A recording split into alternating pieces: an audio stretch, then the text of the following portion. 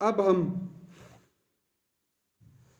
तीसरे युग में प्रवेश करते हैं। तीसरे नहीं, चौथा युग,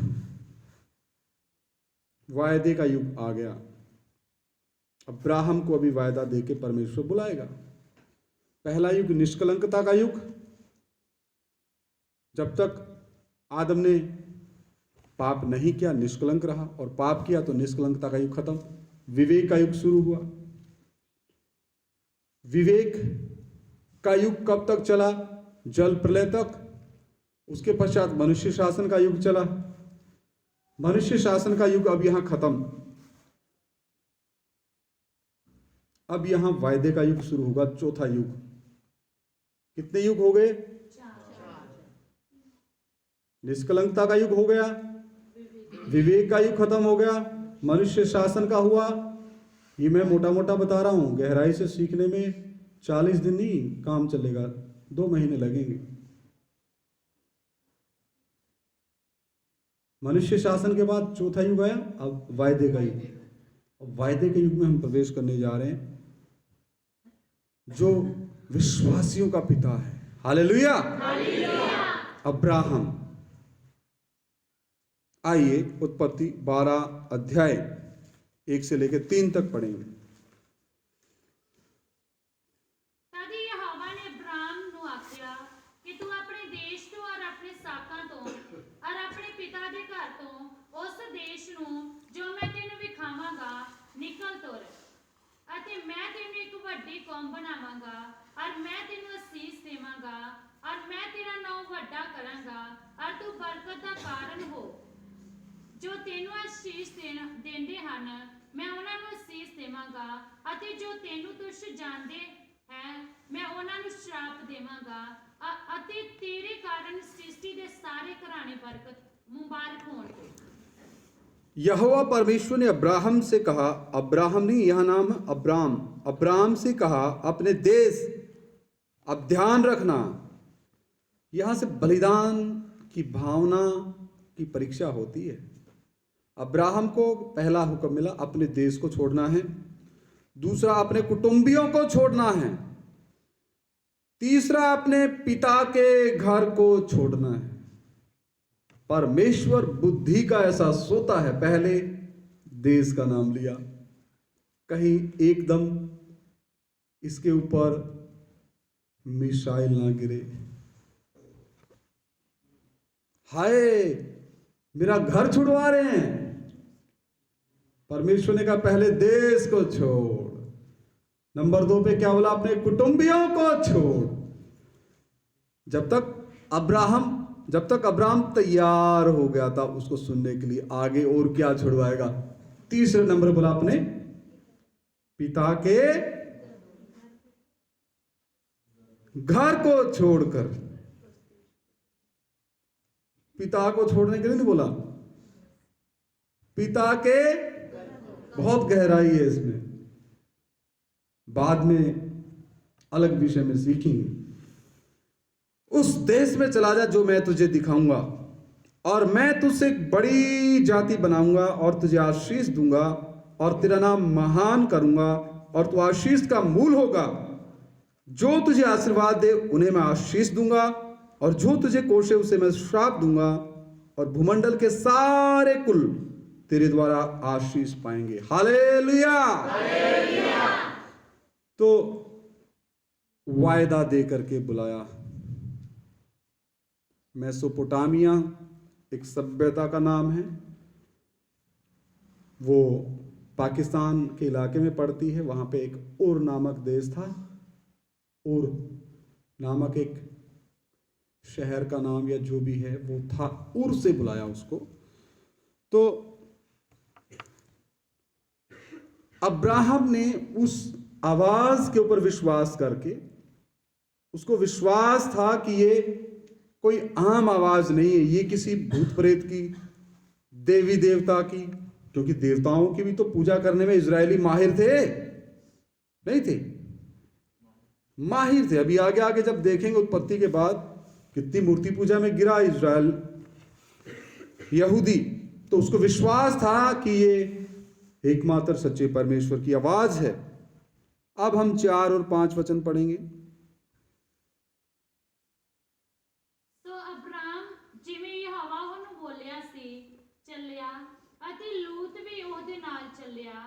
ਅਬਰਾਮ ਦੀ ਉਮਰ 75 ਵਰਿਆਂ ਦੀ ਸੀ ਜਦ ਉਹ ਹਾਰਾਨ ਤੋਂ ਨਿਕਲਿਆ। यहोवा के इस वचन के अनुसार अब्राम चला, विश्वास के साथ चला, दोबारा पूछा नहीं, सवाल नहीं किया। तो जब अब्राहम इतना आज्ञाकार था तो आज कलीसिया के अगुवे, प्रभु के दास लोग आपको भेजते वहां जाओ सेवा के लिए, सवाल नहीं करना। क्या नहीं करना? क्यों जाना है, कैसे जाना है, क्या रूट है, वहां पे कौन होगा, तो कितने बजे आएंगे, आएंगे भी या नहीं आएंगे, बारिश हो रही है कैसे जाएं, धुंध है, धूप ज्यादा है, ऐसा सवाल अब्राहम ने नहीं किया।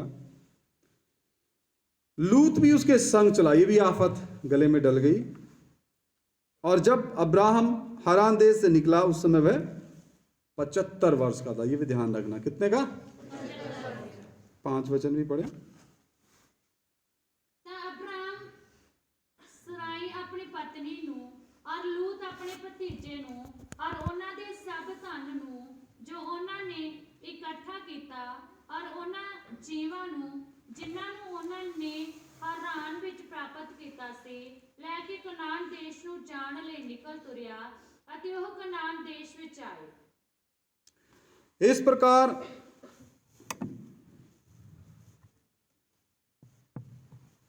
अब्राहम अपनी पत्नी सारी और अपने भतीजे लूत को और जो धन उन्होंने इकट्ठा किया था और जो प्राणी उन्होंने हारान में प्राप्त किए थे सबको लेकर कनान देश में जाने को निकल चला और वे कनान देश में आ गए। इतनी जल्दी आ गए तो फिर इजरायली 40 साल क्यों घूमते रहे? सवाल है ना। अब्राहम तो इतनी जल्दी कनान पहुंच गए, जबकि इनसे दूर देश से आया है अब्राहम, दूर देश से आया ना।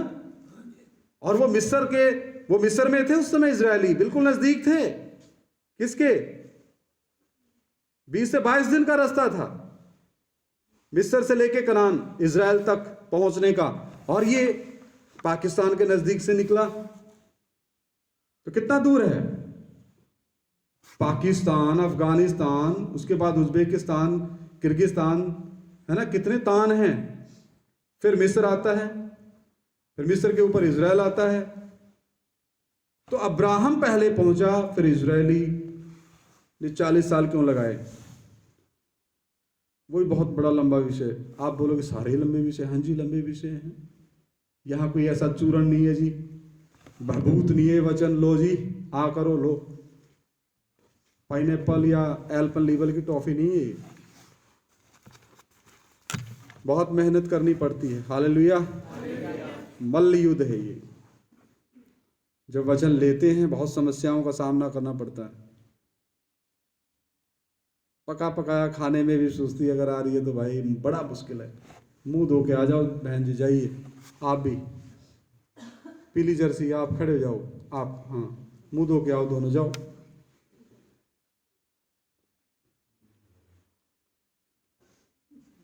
तो यहां पे लिखा है कनान देश में आ गए। अभी 6-7 वचन भी पढ़े।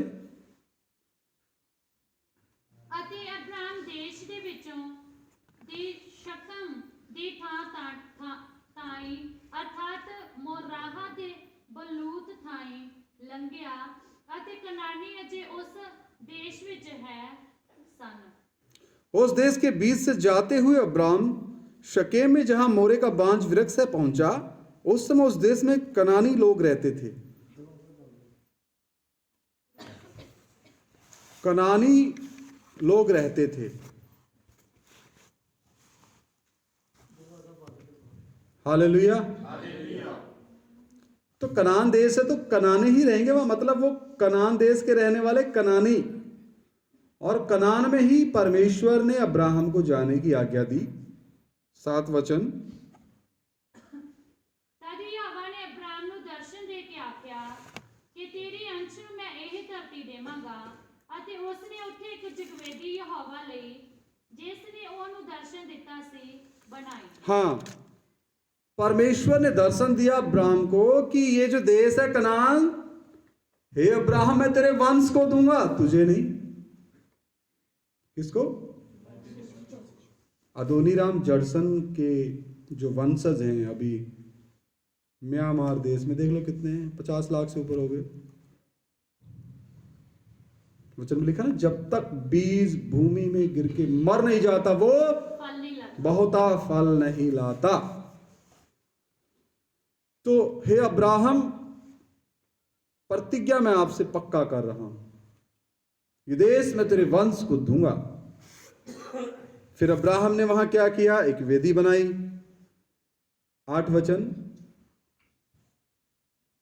ਤਦ ਉੱਥੋਂ ਉਹਨੇ ਇੱਕ ਪਹਾੜ ਨੂੰ ਜੋ ਬੈਤੀਏਲ ਤੋਂ ਪੂਰਬ ਵੱਲ ਹੈ ਜਾ ਕੇ ਆਪਣਾ ਤੰਬੂ ਲਾਇਆ, ਜਿੱਥੋਂ ਬੈਤੀਏਲ ਲਹਿੰਦੇ ਪਾਸੇ ਔਰ ਆਈ ਚੜ੍ਹਦੇ ਪਾਸੇ ਸੀ। ਉੱਥੇ ਉਸਨੇ ਯਹੋਵਾ ਲਈ ਇੱਕ ਜਗਵੇਦੀ ਬਣਾਈ और यहोवा का नाम लिया। वहां उसने अपना तंबू लगाया, वहां पे बिल्डिंग नहीं बनाई। अब अंतर देख लो बाबुल का बुर्ज बनाने वालों की सोच में और परमेश्वर के द्वारा बुलाया गया उसके सेवक अब्राम की सोच में। अब्राम क्या खड़ा कर रहा है? तंबू। तंबू किसको दिखाता है? कि हे परमेश्वर, मैं तो इस पृथ्वी पर परदेसी, मुसाफिर और यात्री हूं। हालेलुया। फिर वहां पे एक वेदी बनाई अब्राम ने और फिर प्रार्थना की। तो हमारी वेदी प्रार्थना की अपने घर में भी होनी है, यहां प्रार्थना भवन में भी होनी है। जिसके घर में जाए वहां भी प्रार्थना की वेदी स्थापित करनी है, उनको प्रार्थना करना सिखाना है। अब्राहम जहां जहां गया वेदी बनाई और परमेश्वर को बलिदान किया, भेंट चढ़ाई। हालेलुया। 9 वचन भी पढ़े। ਤਾਂ ਅਬਰਾਮ ਸਫ਼ਰ ਕਰਦਾ ਕਰਦਾ ਦੱਖਣ ਵੱਲ ਤੋਂ ਤੁਰਿਆ ਗਿਆ। अब्राहम दक्षिण दिशा की तरफ चला गया। अब एक बहुत बड़ी घटना होने जा रही है। 12 का 10 भी पढ़े। ਫਿਰ ਉਸ ਦੇਸ਼ ਵਿੱਚ ਇੱਕ ਕਾਲ ਪੈ ਗਿਆ ਅਤੇ ਅਬਰਾਮ ਵਾਸ ਕਰਨ ਲਈ ਮਿਸਰ ਨੂੰ ਗਿਆ, ਕਿਉਂਕਿ ਕਾਲ ਧਰਤੀ ਤੇ ਭਾਰੀ ਸੀ। उस देश में अकाल पड़ा। कहां? कनान देश में। कहां? कनान देश। कनान देश में। ध्यान देना, जब रूत की किताब पढ़ते हैं तो नाओमी भी अपने पति और अपने बच्चों के साथ कनान को छोड़ के मिस्र में चली जाती है और वहां मोआबिन स्त्री रूत के साथ उसके बेटे की क्या होती है? शादी होती है जो मना था परमेश्वर की व्यवस्था के अनुसार। हे नाओमी, तू कनान छोड़ के जा रही है, जहां पर परमेश्वर अकाल में भी सब कुछ खिलाने की सामर्थ्य रखता है। उस बैतलहम के इलाके को छोड़ के जा रही है जहां पर उद्धार करता आने वाले दिनों में जन्मेगा। वो जमीन कैसे अकाल ग्रस्त रह सकती है? हां, कुछ प्रजा की कमियों के कारण, प्रभु की निज प्रजा या प्रभु के लोगों की गलतियों के कारण और प्रभु अपने लोगों को वापस सही रास्ते पर लाने के कारण अलग अलग प्रकार की परीक्षाओं में लेकर जाता है।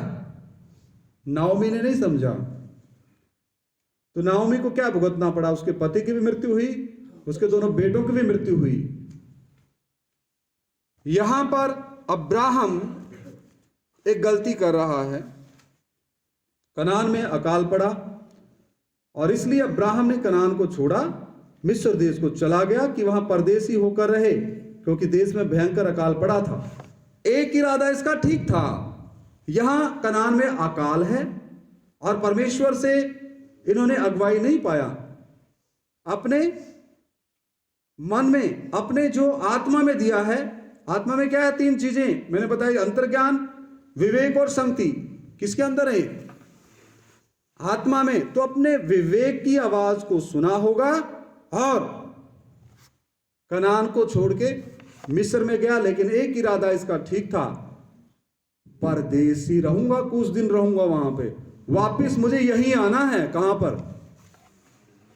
कनान में। क्योंकि ये मेरे परमेश्वर की आज्ञा है।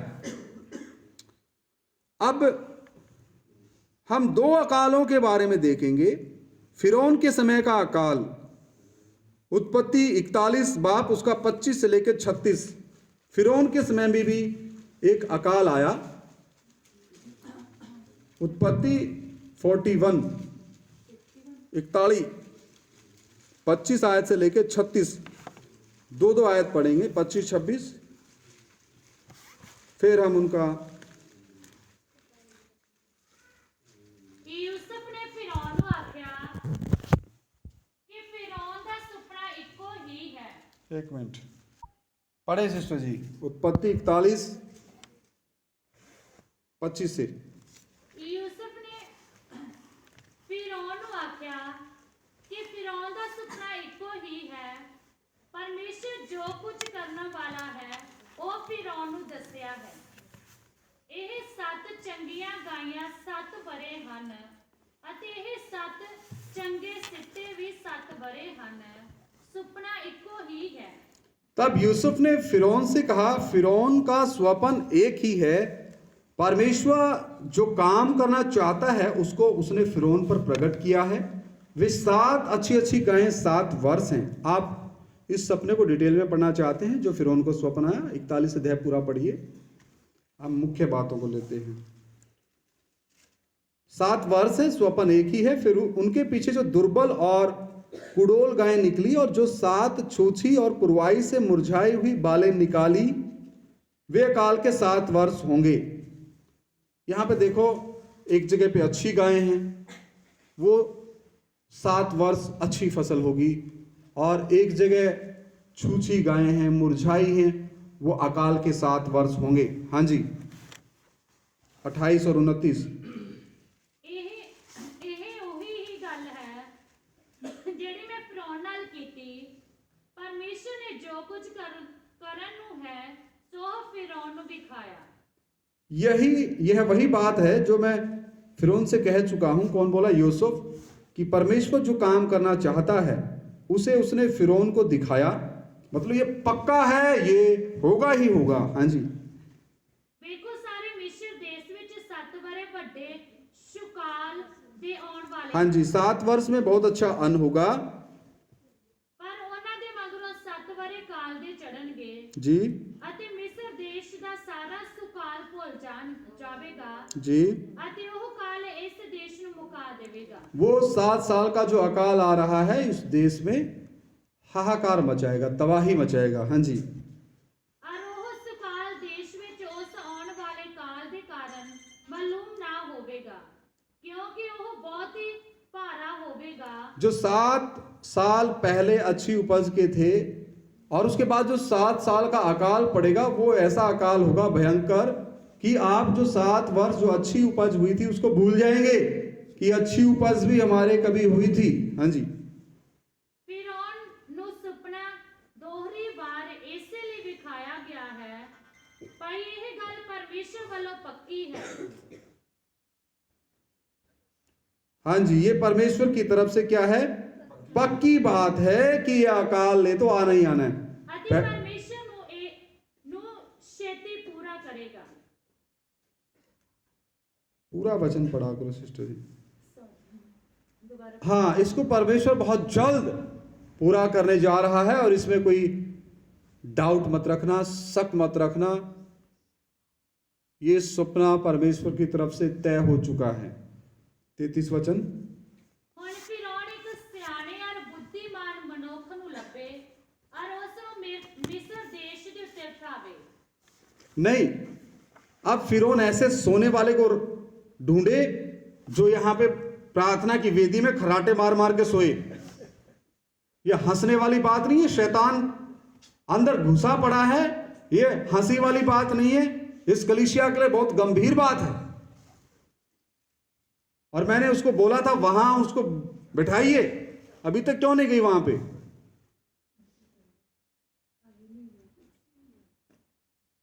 उसकी जगह दूसरी बैठेगी, उनको चाहे जो भी है वहां बैठाइए। 33 वचन पढ़ें। एक बुद्धिमान पुरुष बैठाना है, प्रधानमंत्री के तौर पे यहाँ पे बैठाना है, जो अच्छा प्रबंध करे, अच्छा प्रबंध करके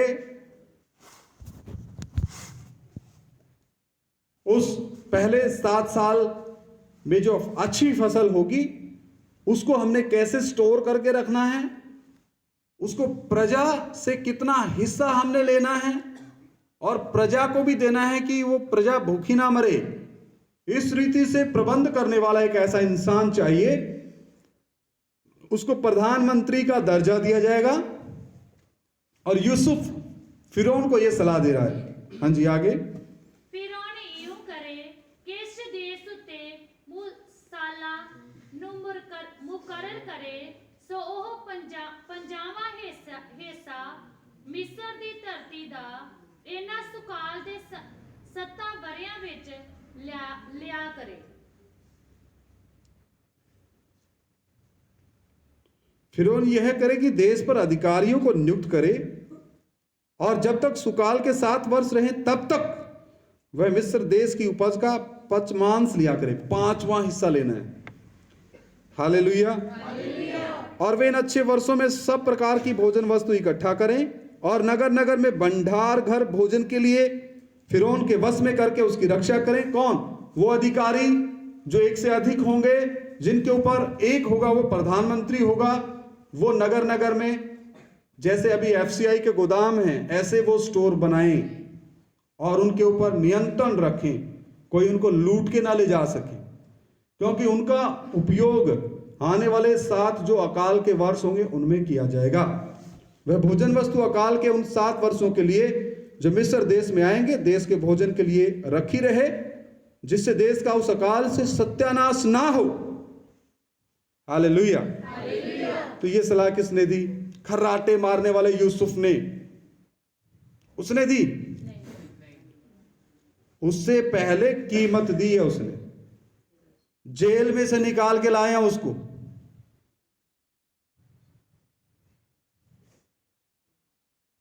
जेल में से फटाफट उसका हुलिया चेंज करवा दिया परमेश्वर ने। जब यूसुफ वफादार रहा जेल में, उसके ऊपर दोष लगाए गए। पोतीफर की पत्नी ने भी दोष लगाया, फिर जेल में गया। पहले भाइयों ने बिक्री कर दिया, लेकिन ये तो परमेश्वर की तरफ से हो रहा था। लेकिन परमेश्वर की तरफ से यहां खराटे मारने की अनुमति नहीं है। पत्थर मारे जाते थे व्यवस्था के समय में ऐसे लोगों को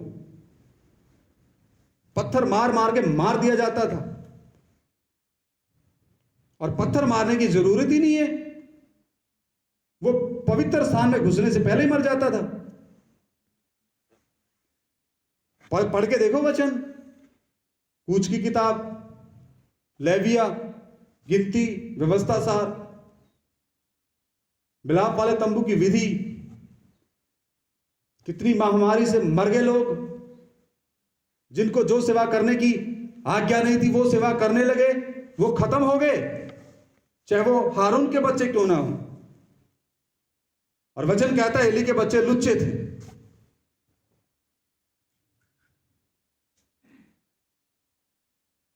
सैमुअल के बच्चे परमेश्वर का कहना नहीं मानते थे, वह विचार करते थे। सैमुअल नबी परमेश्वर का मुंह।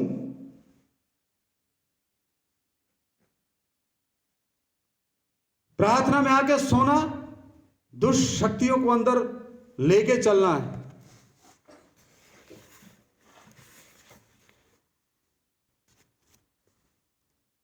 अब हम दूसरा अकाल देखेंगे, एलिया के समय का अकाल। पहला राजा 17 अध्याय।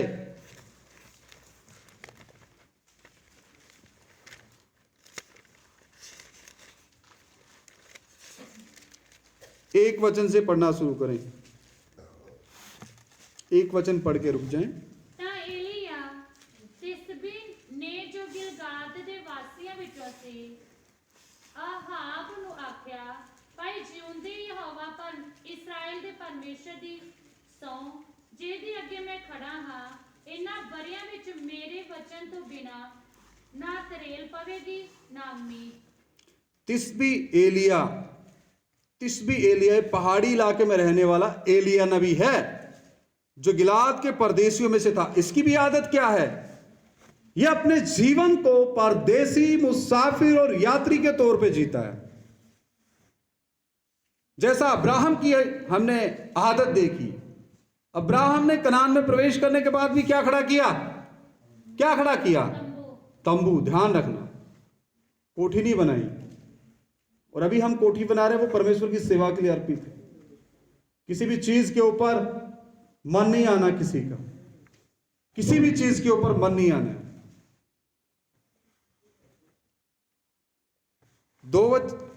तिस्बी एलिया जो गिलाद के परदेशियों में से था, उसने अहाब से कहा, अहाब राजा था, इसकी पत्नी थी इजेबेल। क्या कहा? इज़राइल का परमेश्वर यहोवा जिसके सम्मुख मैं उपस्थित रहता हूं, उसके जीवन की शपथ, इन वर्षों में मेरे बिना कहे ना तो मैं बरसेगा और ना ओस पड़ेगी। कितनी दिलेरी के साथ, कितने दावे के साथ, कितने अधिकार के साथ अहाब राजा के खिलाफ, जो दुष्ट राजा था, इज़राइल का राजा था, ऐसे भविष्यवाणी की, जब तक मैं नहीं कहूंगा। 2 वचन, तब यहोवा का यह वचन उसके पास पहुंचा। देखो, परमेश्वर ने तुरंत अपने नबी से बात की। क्या बात की? यहां से चलकर पूर्व की ओर जा और करीत नामक नाले में जो यरदन के पूर्व में है छिप जा। ठीक है, आपने जो कह दिया वो डन है, लेकिन आप अब यहां से भागो, करीत नाले में जाके छिपो। आगे लिखा है, उसी नाले का पानी तू पिया कर, और मैंने कौवों को आज्ञा दी है कि वे तुझे वहां खिलाएं। तो परमेश्वर ने उसके खाने का भी प्रबंध किया, और किरीत के नाले से ही पीना है। वहां कोई आरओ का पानी नहीं है, फिल्टर का पानी नहीं है, कोई फैसिलिटी नहीं है, नाले में रहना है, कोई गद्दा नहीं है, कोई रजाई नहीं है, कोई लाइट की व्यवस्था नहीं है, कोई रेडियो सुनने की व्यवस्था नहीं है, टीवी सुनने की व्यवस्था नहीं है, मोबाइल तो था ही नहीं उस समय। तीसरे स्वर्ग वाला मोबाइल था, पवित्र आत्मा बात करता था। हालेलुया। उसी ने कहा, यहां से चलकर पूर्व में जा, करीत नाले में जाकर छुप जा, तेरे खाने का भी प्रबंध मैंने किया है। कौवे से परमेश्वर अपने नबी को खाना खिलवा रहा है।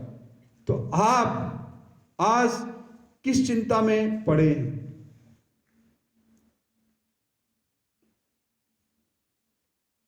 हालेलुया। यहोवा का वचन, यह वचन मानकर वह यरदन के पूर्व में करीत नामक नाले में जाकर छिपा रहा, और सवेरे और सांझ को कौवे उसके पास रोटी और मांस लाया करते थे, और वह नाले का पानी पिया करता था। कुछ दिनों के बाद उस देश में वर्षा ना होने के कारण नाला सूख गया। अब नाले का पानी खत्म,